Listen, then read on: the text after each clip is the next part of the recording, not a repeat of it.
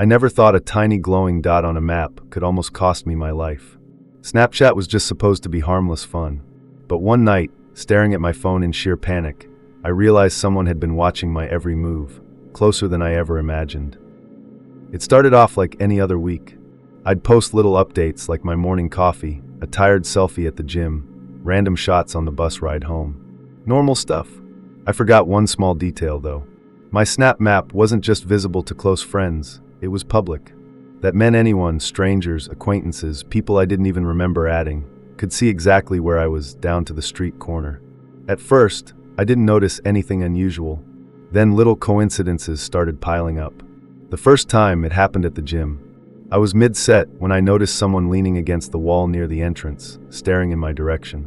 I thought nothing of it. Maybe he was waiting for someone.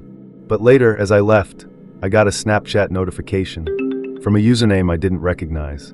It was a photo of me mid-workout, clearly taken from across the room. The caption? "Strong today. Keep it up." I was shocked. I looked around the parking lot, but whoever it was had vanished.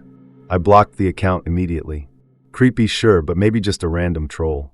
I tried to brush it off. 2 days later, I was waiting at the bus stop after work. My earbuds were in, music low, and I felt a presence behind me. When I turned, a tall figure in a black hoodie was standing about 10 feet away, phone in hand. I got that prickling feeling, the kind you can't explain, but your body knows something's wrong. And then another Snapchat ping. Same style, but with a different username. It was a blurry shot of me at the bus stop, the caption reading, "Cute jacket. Cold tonight." My stomach dropped. I never posted about my jacket. He was watching me in real time. I reported the account, blocked it again. But this wasn't a coincidence anymore. Days blurred together, each one more suffocating than the last. No matter where I went, he was there. At the coffee shop, I caught a reflection in the window, a man outside, holding up his phone as if pretending to text. Later, a snap arrived. "You like vanilla lattes." At work, I left late one evening and noticed someone across the street under a streetlight. Another snap, a photo of me crossing the road, captioned, "You work too hard." Every block, every breath, felt like I was walking through a nightmare I couldn't wake up from. I confided in a friend who told me to check my Snap map settings. My heart nearly stopped. I'd left my location visible, not just to friends, but to everyone. That's when I understood. He didn't have to follow me in person all the time. He could sit at home, phone in hand, and know exactly where I was. And when he wanted, he could come find me. I turned Snap map off immediately, but the damage was already done. That night, walking home, I couldn't shake the feeling of being followed. The street was unusually quiet, my footsteps echoing off the walls. My keys trembled in my hand as I approached my apartment. My phone buzzed. A snap. I shouldn't have opened it, but I did. It was a photo of my apartment door, taken from outside. The caption read, "Nice place. Cozy." My heart pounded. I whipped around, scanning the street, nothing but shadows. I stumbled inside, locked everywhere, dragged a chair under the handle. Another notification. My shaking fingers unlocked the phone. A short video. My own hallway. Recorded just seconds earlier. That was the moment I realized he wasn't outside anymore. He was already inside. For a few long seconds, I froze on the couch, phone trembling in my hands, unable to breathe. The video looped over and over, the camera slowly panning down my hallway, then cutting to black. That hallway was outside my bedroom door. Every survival instinct screamed at me to run, but where? If I opened my door, would he be standing right there? I dialed 911, whispering into the phone. My voice was barely audible, but I forced out the words. "Someone's in my apartment. He sent me a video, he's here." The operator told me to stay calm, stay quiet, and lock myself in a room if I could. My bedroom was just a few steps away. My legs felt like lead, but I forced myself to move, creeping forward on trembling feet. That's when the floor creaked. Not beneath me, but somewhere deeper in the apartment. I ducked into my bedroom and locked the door, pressing my ear against it. Everywhere was silent. Then a soft tapping sound, like fingernails brushing against the wall. My phone buzzed again. Another snap. It was a selfie. My stalker's face was hidden in the shadows, but behind him I recognized something chilling, my living room. My couch. The same couch I had just been sitting on minutes ago. I couldn't stop shaking. My pulse thundered in my ears as I texted my friend in all caps. "He's in my apartment. Call police now." My phone buzzed again. Another video. This time, the camera was angled at my bedroom door, the one I was hiding behind, with the caption, "Are you scared?" I shoved my dresser against the door. My hands were slick with sweat. Every sound in the apartment felt amplified. I easily heard the rattle of the doorknob. I screamed into the phone, begging the dispatcher to hurry. She said officers were minutes away. The knob stopped rattling. The silence was somehow worse. Then, another snap. This one wasn't a video or photo. It was text. Just 3 words that made my blood run cold. It read, "No use hiding." I backed into the corner, holding my phone like it was a weapon. Blue and red lights finally flickered outside my window. Relief washed over me. The police were here. But before I could even move, a final snap came through. My heart nearly stopped. It was a live photo, my window from the fire escape outside, taken seconds earlier. The caption, "See you soon." I rushed to the window, but by the time the officers stormed in, the fire escape was empty. No signs of forced entry. No fingerprints. Nothing. The only evidence was on my phone, a trail of photos and videos that proved he had been watching me, inside and out. And here's the part that keeps me up at night. I never figured out how he got inside that first time. The locks weren't broken. The windows weren't forced. Sometimes, late at night, I'll wake up and swear I hear the faint creak of the floorboards in the living room. I've deleted Snapchat. I've moved apartments. But deep down, I can't shake the feeling that one day, I'll get another snap. And when I do, I know it'll be from him.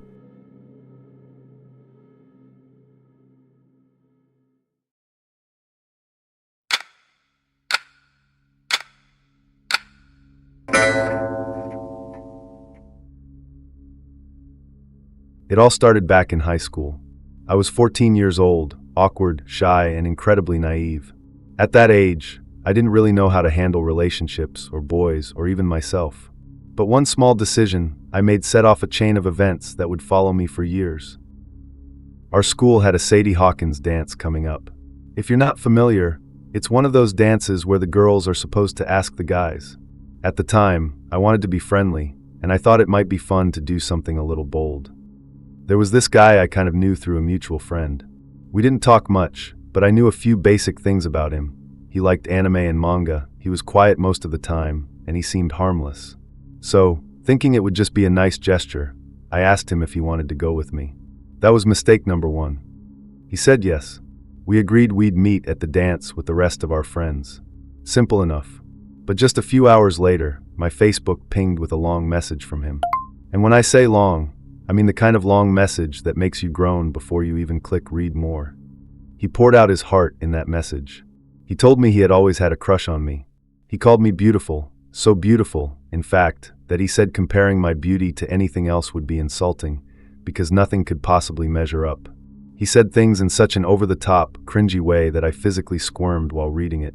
And then, at the end of this essay, he asked me to be his girlfriend. Now, I was already uncomfortable.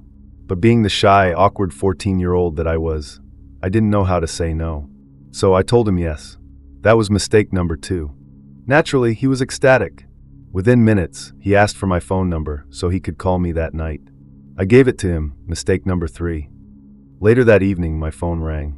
I answered, thinking we'd have a normal conversation, maybe talk about anime or school or even the dance. Instead, I learned way more about him than I ever wanted to know. The first thing I realized was that this guy was a massive crybaby. And I don't mean that in the guys shouldn't cry way. I mean he cried about everything. He would cry if he thought his friends didn't like him. He would cry if he felt like no girl would ever love him. He would cry if a teacher gave him a failing grade, even though he admitted he never turned in any of his assignments. And it wasn't just sadness. It was self-pity. He played the victim in every situation, always looking for someone to comfort him or validate him. But then came the part that made me completely uneasy. He told me very casually that he had a foot fetish. And now that I was his girlfriend, he couldn't wait to do all kinds of things to my feet. I was 14. I hated even showing my arms in public, let alone my feet. Hearing that made me so uncomfortable, I went silent. And what did he do? He immediately started crying. He said, "You think I'm a freak, don't you?" I panicked. I told him no, I didn't think that. even though the thought was starting to cross my mind. He instantly stopped crying, just like that, as if a switch had been flipped. And then he went right back to talking as if nothing had happened. This became a pattern. He called me every single night, and our conversations always circled back to the same things: his victim complex, his fetish, and his tears.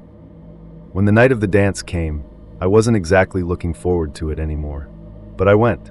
During the dance, he told me he had never had his first kiss. He said it was so sad.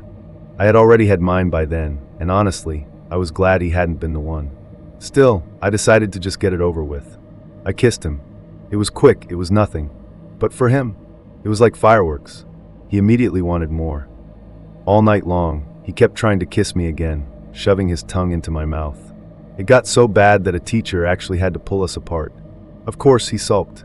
And of course, he cried. Later that night, he texted me. He said the kiss was delicious. His exact word. He said I had made the night magical, and that the teacher just didn't understand our love. Reading that, I felt sick to my stomach. I wanted to break up with him right then and there. But for some reason, maybe guilt, maybe fear, maybe my own naivety, I stayed. That was mistake number 4. A couple of days later, he asked me out on a date to the movies. I said yes, though I don't know why. Then he asked if his best friend could come, and if I could bring one of my friends along because his friend thought she was cute. I told him no. For one, my friend couldn't stand him. For another, I knew his friend had called me a killjoy cunt behind my back. But he pushed. He begged. He whined. And of course he cried. That night, we went to see the Lorax. His friend sat right behind us. The second the lights went out, he turned my head and shoved his tongue in my mouth. I tried pushing him away, but he just kept forcing it. His friend sat behind us, watching, probably smirking. I spent the entire movie resisting him. When I got home, I thought it was over. But then he sends me a text saying he was depressed, and the only thing that could cheer him up was a picture of my feet. I said no, and that's when he threatened to kill himself. He said if I didn't send the picture, his blood would be on my hands. At 14 years old, I was horrified, terrified. I didn't know how to handle someone saying that to me, so I gave in. I sent him a photo. The next night, it escalated. He asked if I had been naughty lately. I knew where this was going. I said no. He accused me of cheating. He cried and said I was sleeping around. Then he threatened suicide again. I broke down, told him I was a virgin, told him I wasn't sexual, told him I wasn't doing anything. And just like that, snap, he stopped crying, changed his tone, and said, "Okay, let's forget this happened." I tried to tell him what he was doing was manipulative, cruel, and inappropriate. But before I could even finish, he was back to crying, begging for more pictures of my feet to calm down. This cycle went on for 2 full weeks. Constant accusations, constant manipulation, constant threats of suicide. And like clockwork, every outburst ended with him asking for pictures. Finally, I had enough. I broke up with him. He cried, of course. He begged me to stay friends. He promised things would be different. But school was ending, and he said he was transferring to another school anyway. I thought that was the end of it. It wasn't. The next school year, he started messaging me again. If I ignored him, he threatened to kill himself. Eventually, I threatened to call the police. He backed off for a while, but then the cycle repeated. Every year, until I turned 21, he would message me random things at random times. "Hey, my friend. We're friends, right? I miss you. Can you send me a pic of your feet? I'll leave you alone if you want me to. I'm pathetic, aren't I?" Over and over. Always the same script. I ignored him. I blocked him. Again and again. When I turned 21, I was finally away at college. I had a boyfriend. I felt safe. But then, Instagram notified me. He had followed me. I blocked him instantly. 5 minutes later, a Facebook message popped up from a random account. "Why did you block me on Instagram?" That was it. I lost it. I wrote him a long, furious message. I told him if he contacted me ever again, in any way, I would get a restraining order. I told him exactly what that would do to his reputation, his career, and his future. His response? He played the victim one last time. He told me he couldn't believe he had fallen for a liberal bitch like me. And then he said never to contact him again. I never heard from him after that. Good riddance. A few months later, another girl reached out to me. She had dated him too. And as it turned out, he had done the exact same things to her, threatening to kill himself, crying whenever she resisted, using manipulation to get what he wanted. It made me realize something. It had never been about love. It was about control, and I was finally free.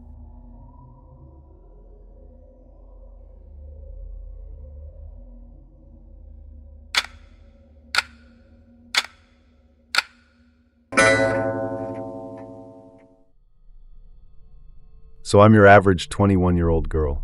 Nothing special. I go to school part-time, work a boring job, hang out with my friends when I can, and when I'm home and bored, I scroll through dating apps like most people my age. One thing I'd started doing a lot was downloading random dating apps. Honestly, it was mostly out of boredom. One night, instead of the usual Tinder or Bumble, I stumbled onto this knockoff app. The whole thing was designed for guys who liked curvy women. A little niche, kind of sketchy, but I figured why not? At first, it was normal. I matched with a couple of guys, chatted a little bit, nothing serious. Most of them ghosted after a couple of messages. Well, whatever. I wasn't looking for a husband. I was just killing time. But the very next day, I got a message that changed everything. Usually I stick to guys my age, maybe a year older. But this guy was way out of that range. He wasn't my usual type at all. He wasn't 20-something, or even early 30s. He looked mid-40s. We weren't even 8 messages into the conversation when he said something that gave me pause. He said, "I can tell you'd be a wonderful mother." I didn't know what to say. I tried to laugh it off and take it as a compliment, but even then it felt weird. Not the creepiest thing a guy has ever said to me, but enough that my gut told me to cut the conversation short. But here's the thing. I was bored, all the other chats I had just ghosted me, and honestly, I didn't take him seriously. So I stayed. I kept talking. That was my first mistake. He told me he lived in the next town over. That meant he was really close to me. Too close. He said he was a single dad, which suddenly made his wonderful mother comment sound a whole lot creepier. He bragged about working as a bartender at 2 different bars, one in his town and one in mine. The one in my town was only about 5 minutes from my house. That detail sat in the back of my head like a stone. I remember thinking, please don't let me bump into him in real life. Within a week, he started getting clingy, and his texts started changing. He was sending me long good morning messages with a bunch of emojis, 4 or 5 in a row. Things like, "Good morning, beautiful." I didn't want to be mean, so I kept my replies short. A simple hi or good morning back. Nothing to encourage him. But he didn't get the hint. By the next weekend, he sent me this. "Listen, I'm going to the beach this weekend in my Jeep. I'd love for you to come, so I can make you happy for a day. Plus, I'd like to get a peek at that curvy body you claim you have." I remember staring blankly at the screen. That message made my skin crawl. I told him I had work, that I couldn't make it. He brushed it off and said, "I'll miss you." I thought that was the end of it. But here's the thing. I actually did end up going to the beach that weekend.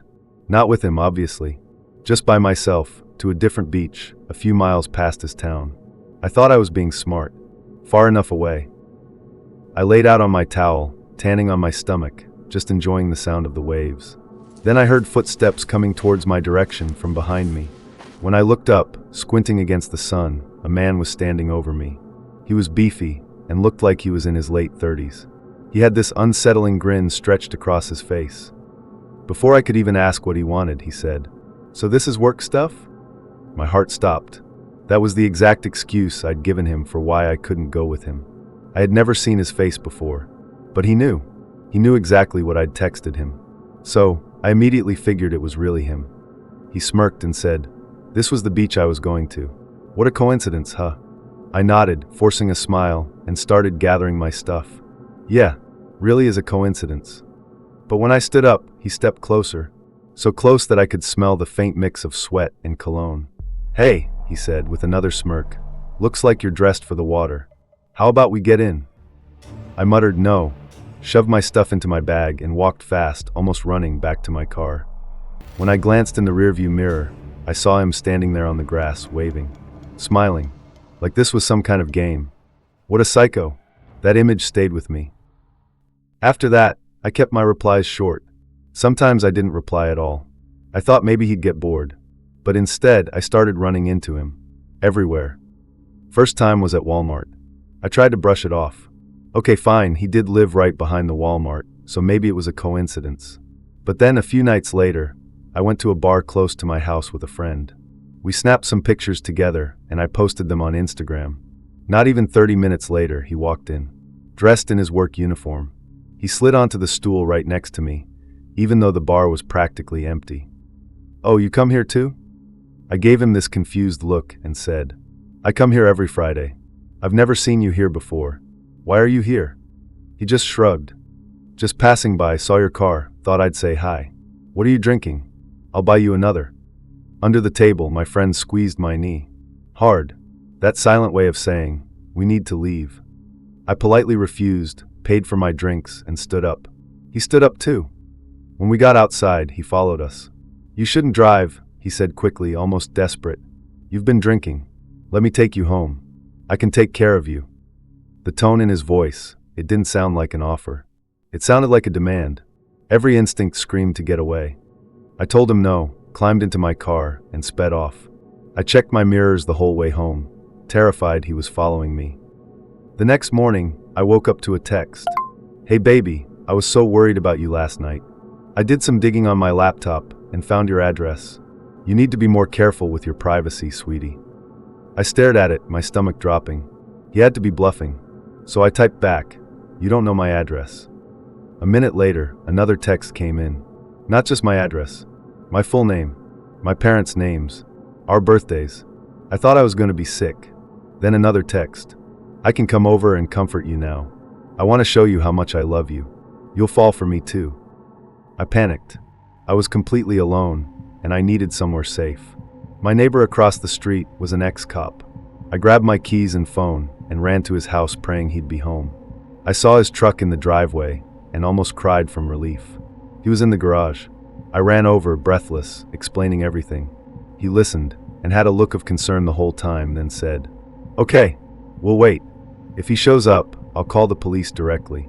You stay inside and watch for his Jeep." I sat at his window, every sound making me jump. 20 minutes later, I heard it, the growl of an engine. There he was, his Jeep slowing down in front of my house. He pulled into my driveway like he owned the place. My phone buzzed. "I'm at your door. So this is where you hide." I thought I was going to pass out. My neighbor was already on the phone with the police. We both watched as the guy got out, walked to my door, and knocked 3 times. I think he realized I was intentionally not answering the door, so he got back in his Jeep to leave. But the timing couldn't be more perfect because just as he slid inside, 2 police cruisers whipped around the corner and blocked him in. I went outside and saw him in handcuffs. He saw me too. His face was twisted, almost heartbroken, like I had betrayed him. But honestly, I didn't feel bad, not for a second. What he did was crazy. There wasn't enough evidence to put him away for long, but I got a restraining order. And so far, it's been working. Still, sometimes late at night, I think about how easily he found me, and how close I came to being taken because of a dating app.